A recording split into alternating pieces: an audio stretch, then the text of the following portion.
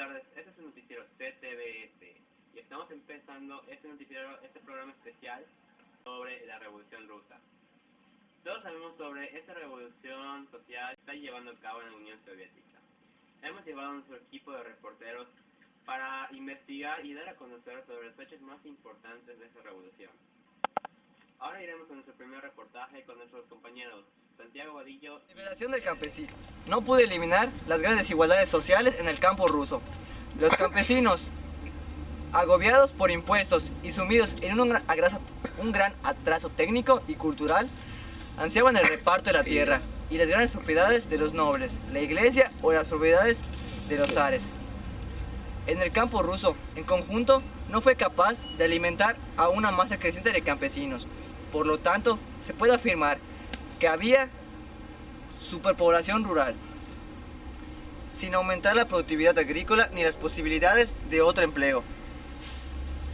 Mientras la productividad agrícola, considerablemente en Europa occidental, en Rusia disminuyó de manera alarmante, la miseria de la población rural quedó agravada por la alta tasa de mortalidad de Rusia, que fue del 75% en la década de 1890. En el sector financiero, la banca surgió también al final del siglo XIX, apoyada por el capital extranjero.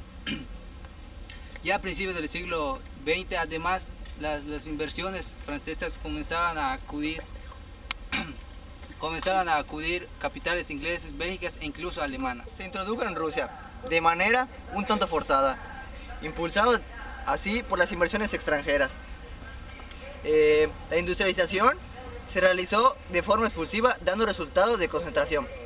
En las condiciones de predominio del mundo rural atrasado, las condiciones para el desarrollo de la industria ligera eran desfavorables. Se carecía de demanda efectiva y que no se generaban capitales propios en la inversión. Se instalaron algunas industrias textiles creadas por los comerciantes moscovitas para satisfacer necesidades de la demanda urbana. Muchas gracias, Santiago, este fue un interesante reportaje. Ahora vamos con el siguiente reportaje que va a cuenta de nuestro compañero el reportero Gerardo González. Buenas tardes, nos encontramos desde San Petersburgo, Rusia, reportando un alzamiento armado de campesinos inconformes por la crisis económica que sufre este país.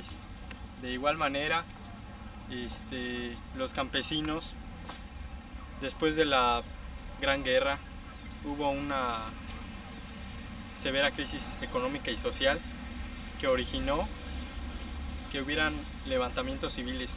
Dos fechas importantes de estos levantamientos civiles es 1905 y 1917. Para empezar, el levantamiento de 1905 se originó cuando campesinos inconformes por la pobreza en la que estaban viviendo, decidieron hacer una carta que le enviaron al zar Nicolás II para que mejorara su situación económica y los apoyara un poco en la cuestión social y de salud. En consecuencia, como no fueron escuchados, hubo como una especie de huelga o levantamiento que originó que las tropas del zar Nicolás II fueran a controlar el levantamiento, asesinándolos y masacrándolos. A este hecho se le conoce como Domingo Sangriento. De igual manera, a principios de este año, 1905, empezó la caída del imperio zarista, por lo mismo, por la inconformidad de las personas hacia con el zar Nicolás II. Después de este hecho, el Domingo Sangriento, se empezó a crear una especie de organización llamada los soviéticos. Después, ya pasado un poco de tiempo,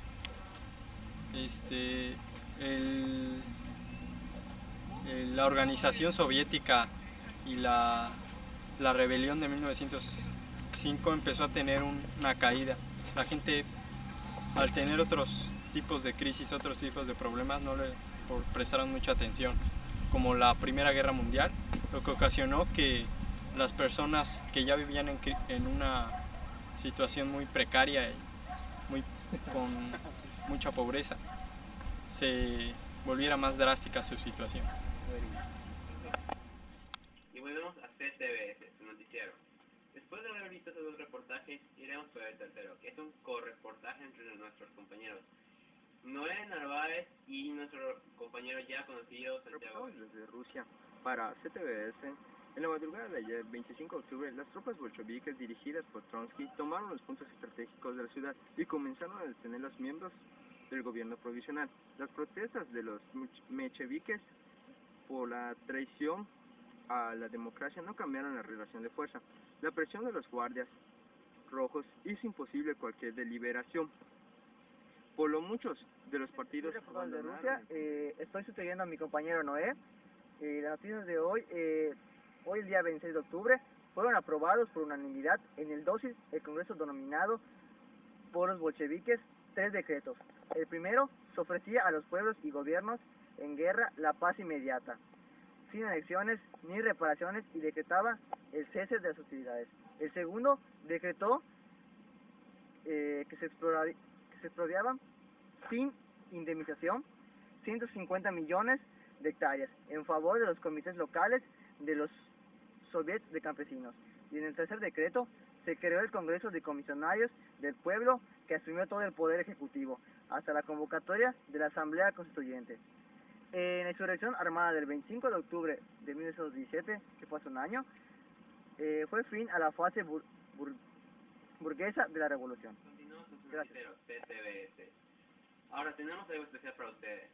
Casualmente, uno de nuestros reporteros logró grabar un pequeño enfrentamiento entre rusos y japoneses. Nos notamos en el video.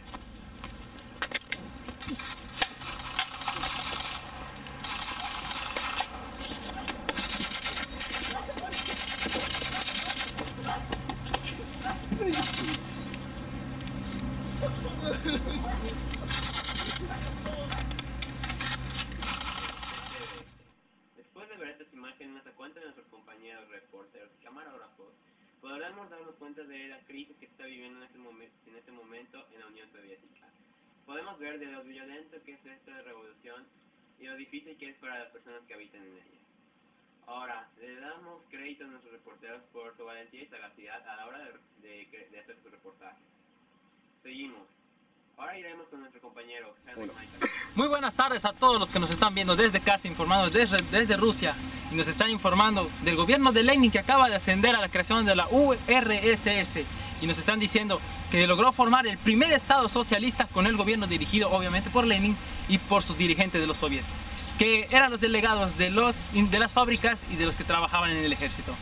Nos están diciendo que para una nueva reforma, una nueva constitución, en 1918 surgió una nueva forma de Estado y acordó una nueva estructura multifuncional federal socialista que se denominó Unión de Repúblicas Soviéticas Socialistas, denominadas como URSS, que fue denominada para los rusos que fue un gobierno muy social. En eso quiere decir que una vez en el poder, Lenin nacionalizó los bienes de la iglesia y prohibió la propiedad privada, que benefició a la mayoría de las personas. Por lo tanto, el gobierno bolchevique en el gobierno acordó 4 puntos. ¿Cuáles son? Poner fin a la participación rusa de la Primera Guerra Mundial, combatir los grupos contrarrevolucionarios o que estuvieran en contra de ellos, organizar un estado o la vida económica e iniciar una reconstrucción económica. En eso fue algo muy beneficiario porque ya no hubo más conflictos entre ellos. Y en caso de la participación rusa se logró acordar un problema.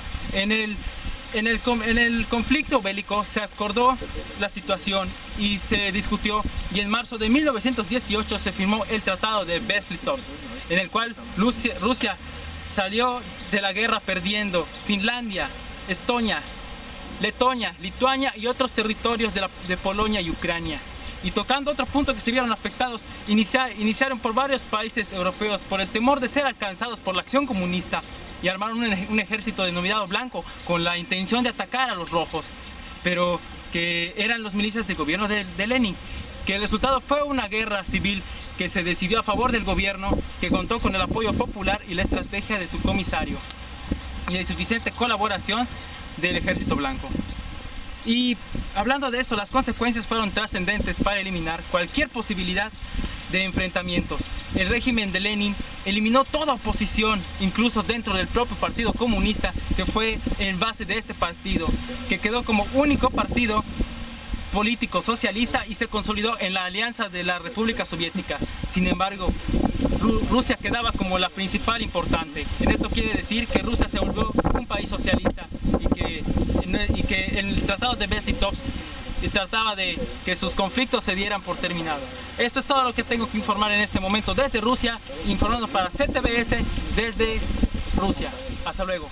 Muy buenas tardes. Le damos un agradecimiento muy especial a nuestro compañero Henry Malcanut por este reportaje. Tenemos con nuestra reportera francesa Amanda Gael, que nos reporta desde un punto de referencia de la Unión. Mediante un plebiscito pretendía elegirse democráticamente y ser dirigidos por un gobierno republicano, Alfonso XIII aceptó y abdicó la corona. La derecha incluía los sectores principales y la alta jerarquía católica, y la izquierda agrupaba comunistas y anarquistas, grupos que rechazaban a los obreros y en especial a la Falange Española. Organización militar inspirada en Mussolini y el fascismo, se declaraba anticomunista y seguidora del totalitarismo. En 1933 obtuvo las elecciones el grupo de la derecha, quienes se denominaban nacionalistas, por lo que la izquierda se unió en el Frente Popular y alcanzó el triunfo en 1936, llevando a la presidencia a Manuel Azaña.